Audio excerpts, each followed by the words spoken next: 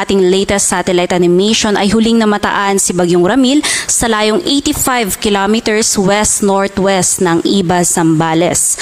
May taglay na nga ngayon nito na lakas ng hangin na umaabot ng 65 kilometers per hour malapit sa sentro at mga pagbugso pa na umaabot hanggang 80 kilometers per hour.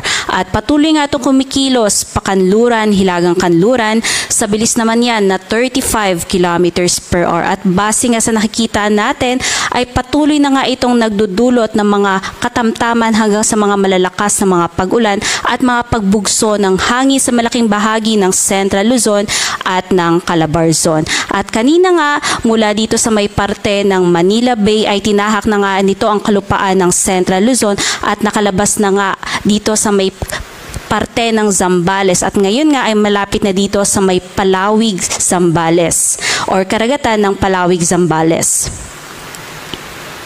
Base naman sa latest forecast track ng Pag-asa, inaasahan nga natin na sa mga susunod na oras ay patuloy itong kikilos pakanluran, hilagang kanluran at maaari na ngang makalabas ng ating Philippine Area of Responsibility bukas yan ng umaga. At patuloy nga nitong tatahakin ang West Philippine Sea at maaari pa itong patuloy na lumakas at umabot ng Severe Tropical Storm category at bahagyang bababa nga yung pagtahak o pagkilos nito at bago ito maglandfall dito sa may parte ng Vietnam ay maaaring patuloy na humina at umabot na nga lang sa Tropical Depression category. Yung mga malalakas nga na hangin na sakop nito ay umaabot na ngayon ng 450 km radius. Ibig sabihin yan, malaki pa rin yung areas sa Luzon na makararanas ng mga malalakas na hangin kahit na nga nakalabas na siya sa ating kalupaan.